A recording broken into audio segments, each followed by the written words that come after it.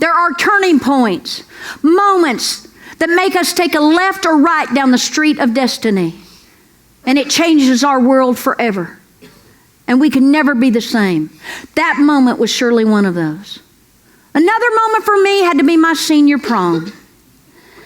Now, senior prom in a small town like Bald Knob, Arkansas, where I'm from. The prom is a major event. Oh, the whole town gets involved. There's a parade, we crown the king and queen, and then, of course, there's a big dance. Every senior year has their moment of glory, their time in the spotlight. And every year there's a different theme. Now, my senior year, it was piñatas on parade. Mrs. Fisher, our art teacher, she was a papier-mâché wizard. That woman could make a papier-mâché replica of anything.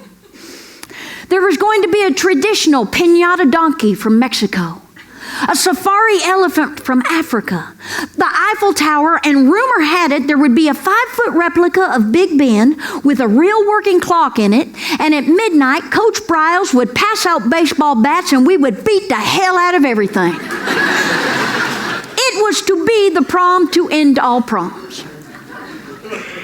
Harlita June Teal was my best friend at the time, and we were both seniors and due to graduate that year.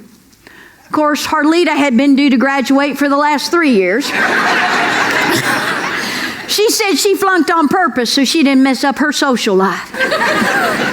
Oh, she was a fireball, people. All the boys in the hall used to yell as she'd walk down, "Harlita June Teal's a whole lot of tail." Oh no, that never bothered her. She kind of wore it like a school fight song. She was amazing. She could out-drink, out-cuss, and out-spit any boy in 4 counties. The girl was amazing. She was born to spit. I never saw anything like it. I attribute her spitting forte to her natural dental placement.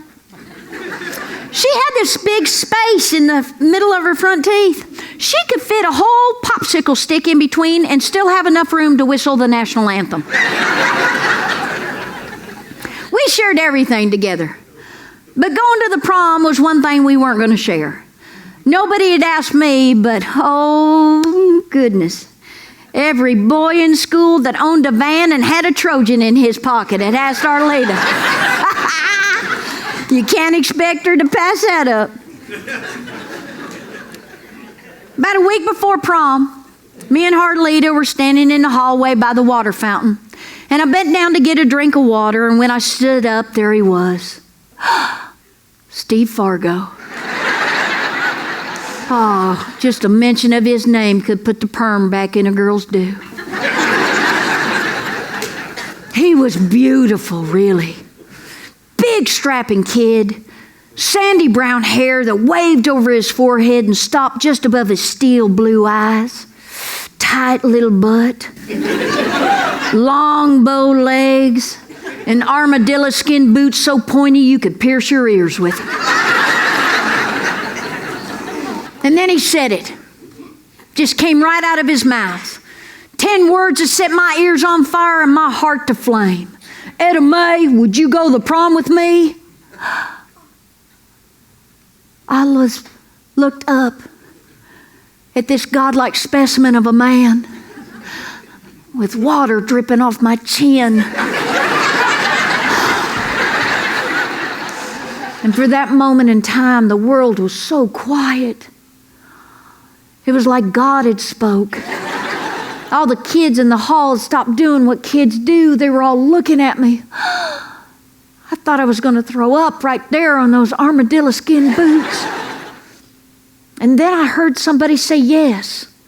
And then I realized that somebody was me. He disappeared into a herd of teenagers, and I just floated off to Mr. Pelkey's basic math. Harlita just staggered behind me like a disciple of Jesus. You see, people, Steve Fargo was the captain of the football team and the baseball team and president of everything else. I was real surprised when he asked me to, because you wouldn't know what to look at me now, but I kind of had a weight problem when I was in high school.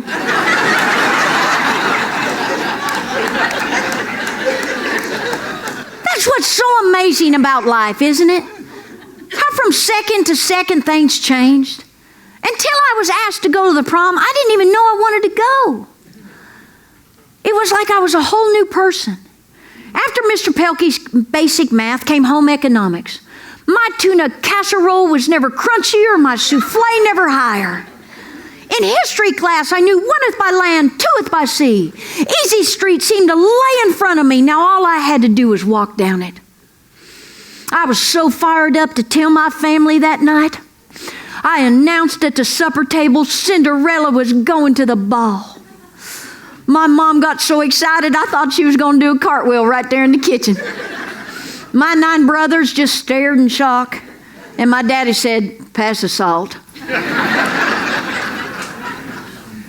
I don't know who was more excited about going, me or my mom.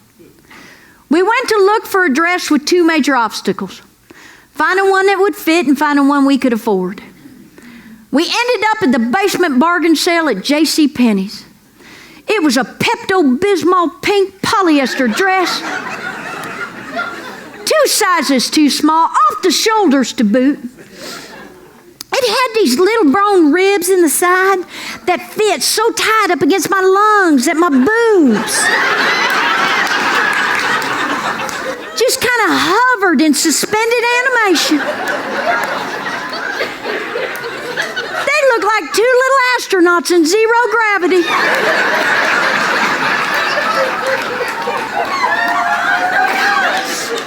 Now if I could only learn to dance and not breathe at the same time. I started getting ready hours too early that night. But then again, this was no easy thing for any woman to attempt.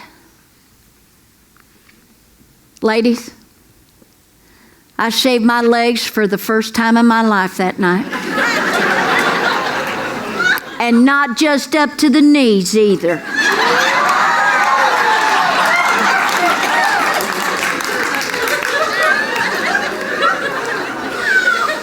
I tried to be so careful, but the nerves consumed my hand. And with a new blade, I headed for the shin bone. And like a car on ice-covered asphalt, I just lost control. There is that split second when you remove a 2-inch by 1/4-inch section of skin from your leg. That split second when that 2-inch by 1/4-inch section of skin is as white as a newborn baby's ass. And it almost looks like neon against the rest of your tan, uninjured skin. And then that split second is followed by the next split second, and suddenly the tub looks like a shower scene from Psycho.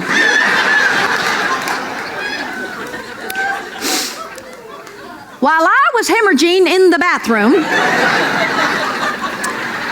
Mom was in an intensive briefing with our family fashion expert, Aunt Elsie. See, my Aunt Elsie, she'd been to Nashville twice.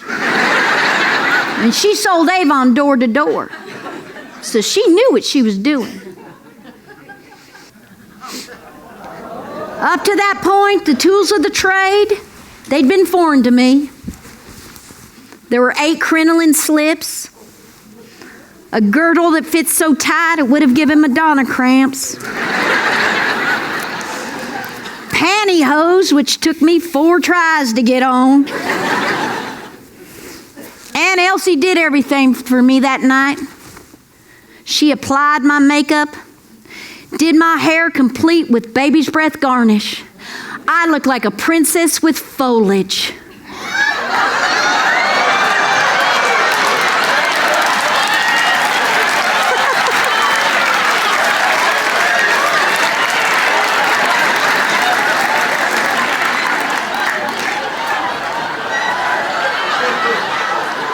I sat out on that front porch swing and I waited for my white knight. Everybody else in the house just milled around pretending to do things important. Mama cleaned the kitchen sink and Dad watched I Love Lucy and sucked down a beer, and my 9 brothers, as usual, plotted the latest ways to torture each other. I sat there on that hot Arkansas night with little beads of sweat trickling down my cheeks, giving my makeup that very pretty pinstriped effect. Every mosquito west of the Mississippi took a bite out of me, and me and my hovering boobs, we just waited. I watched the moon waltz across the sky. I Love Lucy soon became the Honeymooners and Uncle Milty and finally the news. Dad's beer quickly became a 6-pack of empties. And I realized as I sat there on that hot Arkansas night, Steve Fargo had never intended on taking me to the prom. It was just a practical joke amongst friends, and Monday morning I would go to the school, the butt of a lot of laughs. My daddy staggered out on the front porch, and he looked down at his baby girl covered in polyester mosquito bites. And he did something he ain't never done before and he ain't never done since. He told my mama to put on his favorite Patsy Cline record, and he asked his baby girl to dance. How'd that go? See the pyramids along the Nile, see the sunrise on a tropic isle. Just remember, darling, all the while you belong to me, we dipped. See the marketplace in old Algiers, send me photographs and souvenirs. Just remember, darling, through the years you belong to me.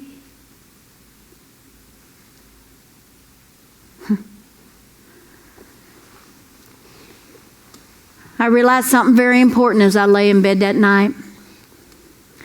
That I had 3 big things those kids at school would never have. I had a daddy who loved his baby girl very much.